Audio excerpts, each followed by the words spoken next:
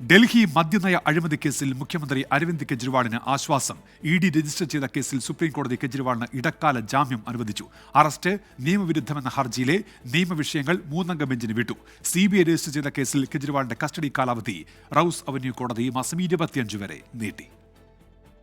ED അറസ്റ്റിനെ ചോദ്യം ചെയ്ത് ഡൽഹി മുഖ്യമന്ത്രി അരവിന്ദ് കെജ്രിവാൾ നൽകിയ ഹർജിയിലാണ് സുപ്രീംകോടതി ഇടക്കാല ജാമ്യം അനുവദിച്ചത്. ജസ്റ്റിസ് സഞ്ജീവ് ഖന്ന, ജസ്റ്റിസ് ദിബാങ്കർ ദത്ത എന്നിവരടങ്ങിയ ബെഞ്ചാണ് ഹർജി പരിഗണിച്ചത്.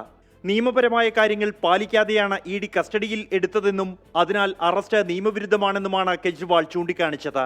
2-അംഗ ബെഞ്ചിന് തീരുമാനമെടുക്കാൻ കഴിയുന്ന വിഷയങ്ങളല്ല ഇതെന്നും വിശദമായ പരിശോധനകൾ ആവശ്യമാണെന്നും വ്യക്തമാക്കിയാണ് ഹർജി 3-അംഗ ബെഞ്ചിന് വിട്ടത്. 3-അംഗ ബെഞ്ച് തീരുമാനമെടുക്കും വരെ കെജ്രിവാളിന് ഇടക്കാല ജാമ്യം അനുവദിച്ചു. മുഖ്യമന്ത്രിയുടെ ഓഫീസ് സന്ദർശിക്കരുത്, ലഫ്റ്റനന്റ് ഗവർണറുടെ അനുമതിയില്ലാതെ ഫയലുകളിൽ ഒപ്പുവെക്കരുത്, സാക്ഷികളെ ബന്ധപ്പെടരുത് തുടങ്ങിയ കർശന വ്യവസ്ഥകളോടെയാണ് ജാമ്യം അനുവദിച്ചത്. കെജ്രിവാൾ ജനങ്ങളാൽ തെരഞ്ഞെടുക്കപ്പെട്ട നേതാവാണ്. അതിനാൽ സ്ഥാനമൊഴിയാൻ ആവശ്യപ്പെടാനാകില്ലെന്നും അക്കാര്യം കെജ്രിവാളാണ് തീരുമാനിക്കേണ്ടതെന്നും കോടതി നിരീക്ഷിച്ചു. അതേസമയം CBI രജിസ്റ്റർ ചെയ്ത കേസിൽ റൌസ് അവന്യൂ പ്രത്യേക കോടതി കെജ്രിവാളിന്റെ ജുഡീഷ്യൽ കസ്റ്റഡി ഈ മാസം 25 വരെ നീട്ടി. 24 ഡൽഹി.